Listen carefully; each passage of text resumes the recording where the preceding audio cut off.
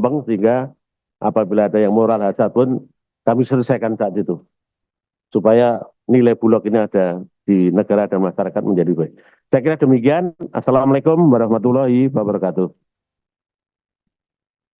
Terima kasih, Saudara Dirut Bulog, atas penjelasan yang telah disampaikan. Selanjutnya, kami persilakan anggota Komisi 4 DPR RI untuk menyampaikan pertanyaan dan tanggapannya. Sekali lagi, kami ingin mengingatkan bahwa mekanisme penyampaian pertanyaan seperti yang tadi sudah dijelaskan pada saat dengan Kementerian Pertanian, tidak semua anggota menyampaikan pertanyaan, tapi diatur melalui jubir kapoksinya agar rapat ini lebih efektif dan efisien, dan juga tidak mengulang pertanyaan lagi. Kalau yang bertanya, Pak, jadi nanti anggota kalau ada yang bertanya tapi pas menjawab beliaunya tidak ada, Bapak nggak usah jawab. Nah, silahkan. Ya, boleh dari pimpinan dulu. Pimpinan Kode Pak. Terima kasih Ibu Ketua, Pak Ibu dan saudara sekalian. Karena tadi saya disebut-sebut namanya, ya, maka rasanya saya perlu memberikan catatan terhadap Bulog ini ya. Pertama, sebenarnya saya juga agak confused ya mengenai visi, visi Bulog ini mau seperti apa, gitu ya. Terus terang banyak sekali target, ya kan? Tapi terus terang kemampuan Bulog ini belum bisa sampai ke target dan visi misi yang mau disampaikan. Nah ini nggak tahu siapa yang harus menugaskan ini, ya.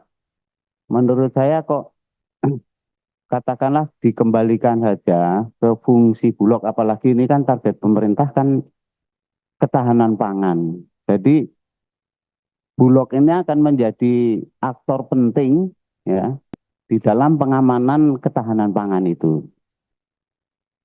Untuk katakanlah fungsi dari apa stabilisasi, kan gitu aja kan, stabilisasi, pengamanan stok dan penyerapan gabah petani.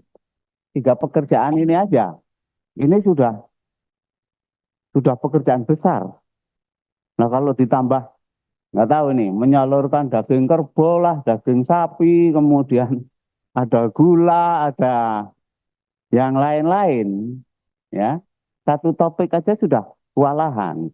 Nah ini nggak tahu ini siapa yang harus menetapkan visi ini ya.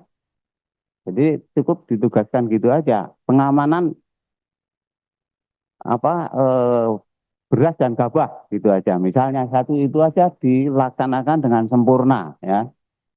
Jadi jangan mengambil pekerjaan-pekerjaan yang terlalu banyak tapi tanggung-tanggung semuanya. Nah, satu aja laksanakan dengan sempurna itu ya kan. Nah, ini kemampuan Bulog terus terang dalam hal pembelian gabah petani itu sangat minim sekali ya, sangat minim sekali. Di situ masih harus banyak pekerjaan di situ. Misalnya harus menyediakan pengering, ya kan, silo-silo, ya. Dan itu sebaiknya memang yang tersimpan itu gabah, jangan beras. Kalau beras itu akan terbatas jumlahnya, mudah rusak dan rawan untuk eh, terjadi kerusakan-kerusakan lah intinya ya. Jadi harus gabah yang lebih banyak. Itu dulu nggak tahu itu dulu ada program-program apa silo dan kemudian dryer dan sebagainya itu sampai mana. Ini menurut saya kok gitu, lebih dipersempit mengenai tugas dan fungsi Bulog ini. Hanya mungkin pengamanan stok gabah, stabilisasi harga, dan penyerapan gabah dari petani. Mungkin itu saja yang bisa saya sampaikan. Ya, jadi mungkin karena saya agak tahu persis gimana sulitnya di situ. Belum masalah modal. Modal komersial. Itu bunganya aja sudah kemakan bunga udah habis. Gitu. Nah, itu saya kira Bu Ketua. Baik, mungkin dari PDIP diwakili Pak Rohmin Dauri. Pak, jangan diborong semua pertanyaan, Pak, nanti yang lainnya nggak kebagian. Terima kasih Ibu Ketua. Assalamualaikum warahmatullahi wabarakatuh. Salam sejahtera untuk kita semua. Merdeka. Pimpinan anggota DPR RI Komisi 4 yang sangat saya cintai dan Dirut Perum Bulog beserta jajaran ya. Pertama kita harus kembali ke Hito Pak, memang bahwa sejak zaman Pak Harto dulu tugas dan fungsi pokok Bulog kan dua saja, untuk buffer stock and buffer price. Bagaimana stabilisasi harga dan stabilisasi stok. Tujuannya dua, pertama adalah menjamin ketersediaan pangan untuk seluruh rakyat Indonesia, tidak hanya di Jawa tetapi juga di Papua dan seluruh NKRI. Dan kedua yang tidak kalah penting dengan tema kekinian Presiden Prabowo, itu memastikan fungsi Bulog juga membantu seluruh petani dan produsen pangan yang masuk dalam tugas fungsi pokok Bulog adalah sejahtera, Pak. Nah, dalam konteks itu, iya kan, kalau saya boleh jujur menilai Pak Wahyu ya, in the last 10 years itu, atau boleh dibilang sejak reformasi ya, fungsi Bulog untuk menyerap gabah kering giling ya, beras, kemudian yang ditugaskan lainnya Pak Pangga, memang jagung, daging ini kan tugas tambahan Pak ya. Itu fungsi menyerap dari domestik atau petani dalam negeri itu kurang Pak. Kita dibombardir dengan isu impor terus. Jadi seolah-olah Bulog pun addicted atau kecanduan si impor. Nah kami di Komisi 4 ingin mendapatkan penjelasan dari Bapak Pak, sudah ada transformasi belum bahwa fungsi utama dari Bulog adalah sekali lagi buying atau purchasing, membeli produk komoditas pangan dari petani, peternak dan produsen pangan lainnya. Kami ingin pemaparan itu. Karena kalau itu fail ya, buat saya nggak perlu ada Bulog Pak.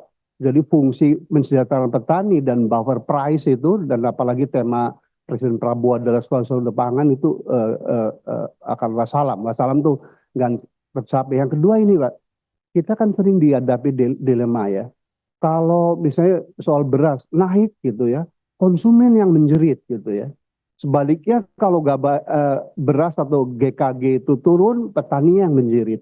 Kenapa tidak meniru di negara maju Pak? Saya 5 tahun sekolah di Kanada Pak Wahyu lebih tahu bahwa Kanada is one of the best country in terms of food management. Itu double subsidi pada output Ibu Ketua. Iya kan? Jadi misalnya break even point untuk produksi beras itu misalnya Pak ya 10.000. Nah Bapak harus beli minimal 12.500 Pak Pak Darsono gitu ya. Pak Darsono teman sekolah saya dulu nih. Nah jadi minimal 25% Pak untuk proyek pertanian itu, mohon maaf, di negara maju yang benar Pak ya. Nah lalu Bapak lihat, kita lihat kalau konsumen majority di Indonesia itu hanya mampu 10.000, pemerintah harusnya menjualnya 10.000 juga. Jadi double subsidi itu gitu, petani tetap sejahtera, konsumennya tidak terbebani. Jadi meskipun pemerintah dalam hal ini mensubsidi 5.000 misalnya, tetapi ekonomi dalam negeri berputar Pak. Petani sehat, peternak sehat, dia beli sepatu, menyekolahkan anak baik, dan multiplier efeknya. Itu yang harus dilakukan kita ya tuh.